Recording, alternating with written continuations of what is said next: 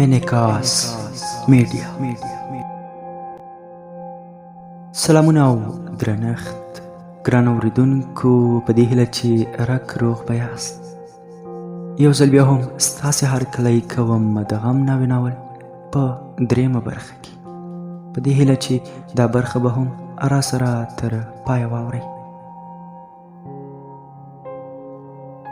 ځینو نږدې ملګرو او ټولګیوالو یې سنګین ته د ډاډ ورکونې په انداز کتل. ښوونکي اوږده ساه واخیسته، خپل کمپیوټر او کتاب یې واخیسته او له ټولګي نه ووت. د زرلښتې په ذهن کې سلګونه پوښتنو موجونه وهل. د سلګي خواته د ناستو نجونو پوښتنو یې پام ور بدل کړ. دوی له سلګۍ نه د زرلښتې په اړه پوښتنې کولې او بیا یې په دري ژبه زرلښتې ته ښه راغلاست او ستړې مه شې ویله. د دوی د پوښتنو لړۍ لا همداسې روانه وه چې یو ټولګیوال یې ورغږ کړ: راتلونکي 2 ساعتونه خالي دي او راتلونکي صنف به په 12 بجو شروع کیږي. په صنف کې شور ماشور شو. ځینې غوسه او د ادارې د دې فیصلې نه ناراضه ښکارېدل چې ولې مهالویش کې ځینې ساعتونه مسلسل خالي لیکلي. د دوی شور ماشور او شکایت لا همداسې روان و چې سلګۍ زرلښتې ته وویل: راځه بیرون به لمر ته کینو او یو ګرم چای به هم وڅښو. زرلښته هم پرته له کوم دلیله سپکه جګه شوه او سلګۍ سره روانه شوه. زرلښته او سلګۍ خپلو کیسو کې ګرم وې چې د زرلښتې غوږونو ته د شپېلۍ نغمې ورو ورو رسېدې. هره خوا یې ولید او د شپېلۍ نغمو ته یې د نږدې فاصلې نه د اورېدو تلوسه لا پسې زیاتېده. ګامونه یې لږ چټک کړل. یو اړخ ته د شنه چمن منځ کې هماغه دنګ ځوان تر سترګو شو، شپېلۍ په لاس ناستی او د شپېلۍ د خوږو نغمو په ذریعه د زړه درد غږوي.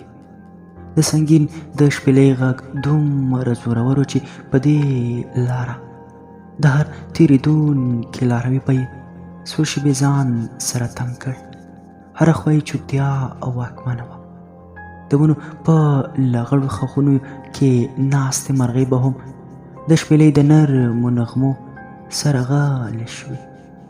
ځینې له ژوند د ستړي ځوانان خو ورته داسې په علاقه چاپېره ناست وو.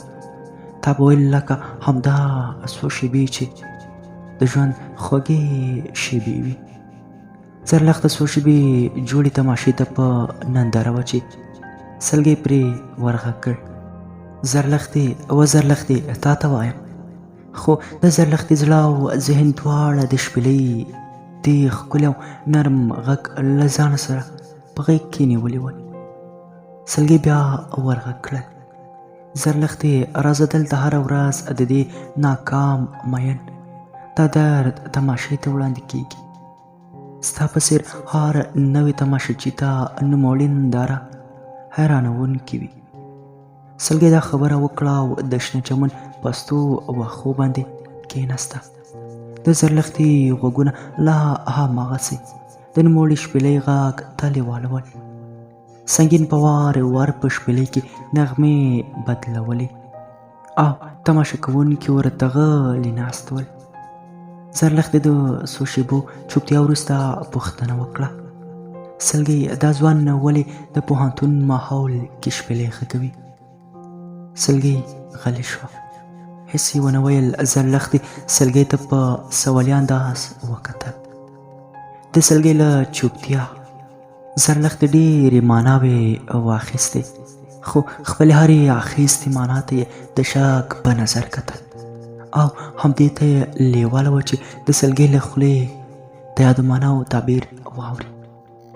سلګۍ د سنګین په لور وکتل او ویې ویل: د سنګین کیسه هغه سرتېري ته ورته ده چې د جنګ په ډګر کې سخت زخمي شوی وي، خو د خپل نارینه غرور له وجې نه ژاړي، یا وژاړي خو اوښکې توی نه کړي، یا اوښکې توی کړي خو له خپل ځانه پرته بل هیڅوک اوښکې نه ویني.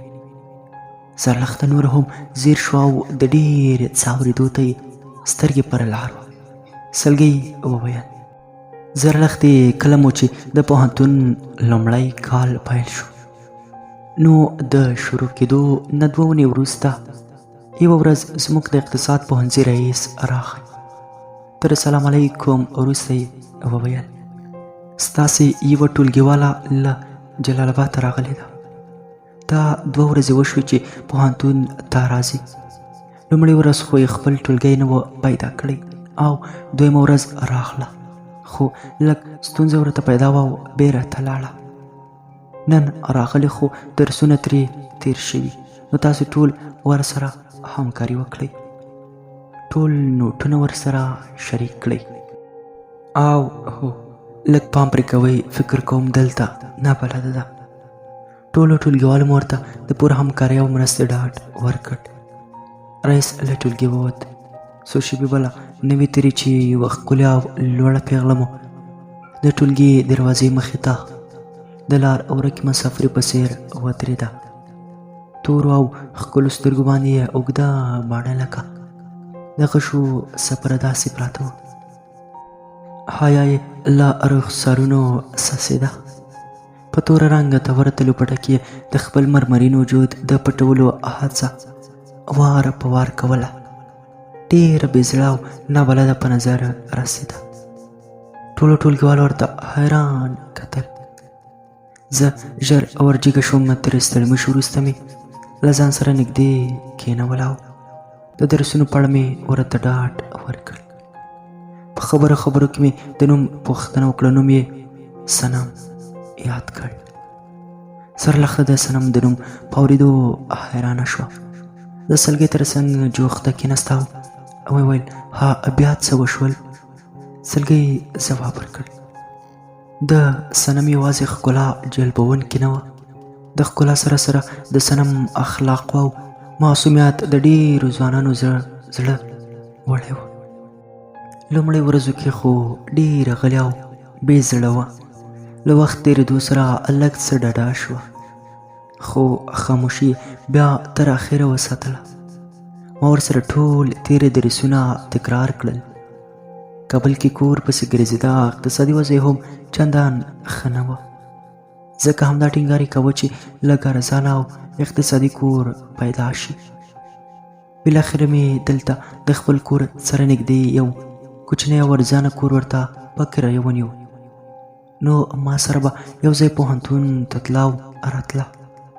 وخت په تېرېدو ورسره دومره عادت شوم چې کومه ورځ به صنم پوهنتون ته نه تله نو ما به هم درس ته د نه تلو لپاره پلمې لټولې. په لاره پوهنتون او کور کې به مو هم ټوله ورځ سره په ساعتونو کیسې کولې. د صنم مور لا پخوا مړه شوې وه، خو پلار یې زړګي ته چې دواړه اولادونه صنم او تقدیر ډېر ګران وه، نو د ډېرو خپلوانو د ټینګار سره بیا هم بل واده ونه کړو. زړګي ماما د خلکو د ځمکو دهقاني کوله، خو خپل دواړو اولادونو ته یې د شاهانه ژوند په څېر ټول سهولتونه ورکړي ول. خو له ماشومتوبه پرې د تقدیر په پرتله صنم ډېره ګرانه وه او صنم به تل کیسې کولې چې کله کله به مې مور او پلار تل په همدې خبره سره جنجال کاوه چې ته تل صنم ته د تقدیر په پرتله ډېره مینه او ناز ورکوي. د دواړو اولادونو ترمنځ دې فرق کوي. د دومره جنجالونو سره بیا هم زړګي ماما له خپلو کارونو لاس نه اخیسته. وخت تېرېده. زړګي ماما به له سهاره تر ماښام کار کاوه. صنم او تقدیر به یې ښوونځي ته لېږل. د صنم د خبرو په تایید صنم 6 کلنه وه او تقدیر 8 کلن ماشوم وه چې مور یې د زړه د ورپېښې ناروغۍ له امله وفات شوه. بیا نو د زړګي ماما مسؤلیت 2 چنده شو، هم د خپلو دواړو اولادونو لپاره، پلار او مور. د ښوونځي تر فراغت وروسته صنم د خپل وړتیا او استعداد له وجې د کانکور له لارې د کابل د اقتصاد پوهنځي ته بریالی شوه. د بې کچې علاقې له وجې یې په هېڅ صورت نه غوښتل چې دا لاسته ورغلې موقع له لاسه ورکړي. له همدې وجې زړګي ماما د صنم د زده کړو له وجې کابل ته په ګډه راغی. شپې ورځې تېرېدې، زما مینه او علاقه د صنم سره ورځ تر بلې لا پسې زیاتېده. د صنم مجبوریتونه ور تر غاړې مسؤلیتونه تر ما پرته بل هیچا صحیح نه شوی درک کولی. زړګی ماما هم یو څه موده وروسته په ښار کې مزدوري پیل کړه. که څه هم ډېر ضعیفه شوی و، خو همت او حوصله یې لا هم د دنګو غرونو په څېر هسکه وه. تر نه وخته کار سره سره یې هېڅکله هم صنم او تقدیر ته د مینې ورکولو له دندې ستړی نه. صنم خو لومړیو کې د زرګونو مشکلاتو ښکار شو، ځکه نوی چاپېریال، نوې ژبه او نوی ټولګیوال هغه څه و چې صنم به ورته زړه خوړو. زموږ اقتصاد پوهنځي د رئیس په تاکید سره ټول ټولګیوالو او ښوونکو به د صنم سره د زړه له خلاصه همکاري کوله. د ښوونکو له جملې مو د سیکالوژي مضمون یو ښوونکي چې ډېر جدي او د ښه شخصیت درلودونکی انسان و، نوموړي استاد یو ورځ د انسانانو د شخصیت پېژندنې په اړه درس راکاوه. ځینې خصوصیات یې داسې یاد کړل چې له وجې د ښه شخصیت درلودونکي انسانان پېژندل کېدل. همداسې بحث لږ د ټولګیوالو او ښوونکو ترمنځ وغځېد. ځینې زده کوونکو د یاد درس په باب ژوندي مثالونه غوښتل. ښوونکی مو لږ غلی شو او بیا یې صنم ته وکتل. ځان سره موسکی شو او ویې ویل: ژوندی مثال مو ټولګي کې صنم ده چې د ټولو ښه ځانګړنو درلودونکې ده. ټول یو څه متاثره شول، ځکه نوموړی استاد سره د دې چې یو ښه ښوونکی و، خو هېڅکله هم زموږ د ټولګیوالو څخه راضي نه و، ځکه د استاد بې کچې توقع او د زده کوونکو بې پروایي هغه څه وه چې د نوموړي استاد له پامه یې زموږ ټول ټولګیوال بد کړي ول. د کوچنۍ خبرې په اورېدو له صنم زیات زما زړه سرور واخیست. وخت په تېرېدو سره صنم د ټولګي ممتازه زده کوونکې شوه. د ټولګیوالو او ښوونکو سره بیره ان د نورو ټولګیو د زده کوونکو لپاره د بحث او علاقې وړ موضوع صنم وه. ډېر به ورسره د خبرو د کولو لپاره بهانې لټولې.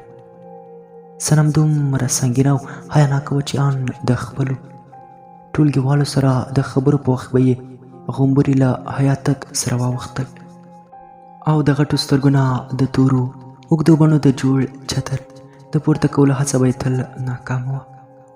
یوه ورځ د غرمې مهال و. د ژبو او ادبیاتو د پوهنځي یو نامتو ښوونکی احمد جاوید زموږ ټولګي ته راننوت او راته یې وویل: کله چې دې درس خلاص شو نو یو ځل ما حتما وګوره، اړین کار در سره لرم. د نوموړي ښوونکي استعداد، ښکلا او وړتیا هغه څه وه چې له وجې د ژبو او ادبیاتو د پوهنځي مخکښ ښوونکی بلل کېده. یو ساعت وروسته ما هم د صنم نه د یو څو شېبو لپاره اجازه واخیسته او ورغلم. د احمد جاوید ښوونکي پوښتنه مې وکړه. بالاخره مې اداره کې پیدا کړو. په اداره کې نور څوک نه تر سترګو کېدل. ورننوتم. جاوید د کېناستو بلنه راکړه. زه هم تر څنګ خالي چوکۍ کې کېناستم. د درس ښوونکو او مضامینو په اړه تر بحث وروسته یې وویل: سلګۍ غواړم په یو موضوع در سره وغږېږم او ستا مرستې ته هم اړتیا لرم. زه لږ څه چورت کې شوم چې څه مرسته به راځینې غواړي. احمد جاوید خپلې خبرې غیر مستقیمه پیل کړې او ویې ویل: سلګۍ څوک چې چاته ښه او درنه ښکاره شي نو پاړې پوښتنې کړي، نو ځکه ستا د ښې ملګرې صنم په برخه کې درځنې مرسته غواړم. زه داسې احساس کوم چې ستا صنم ته ډېر پاک او سپېڅلی احساس لرم. د صنم استعداد، سنګینې حیا او ښکلا ټول هغه څه دي چې زما زړه یې په خپل واک کې اخیستی. نو زرلښتې هیله کوم ته یو ځل ورته زما په اړه ور یاد کړه، او که رضایت یې وښوده نو زه بیا کورنۍ ور ولېږم. زه حیرانه پاتې وم، نه پوهېدم چې څه ووایم، ځکه تر دې وړاندې هم څو ځله زموږ او آن د نورو پوهنځیو ښو ځوانانو د صنم د خپلولو هڅې کړې وې، خو صنم به تل منفي ځواب ورکاوه. ما د څو شېبو چوپتیا وروسته وویل سمه ده زه به ورسره وغږېږم. هیله مند یم ځواب یې مثبت وسي ځکه ستاسې په څېر شخصیتونه ممکن ډېر کم پیدا شي. ګرانو اورېدونکو دا وه د غم ناوې ناول درېیمه برخه. تر بیا وراتلونکې برخې تاسې په پاک او مهربان رب سپارم.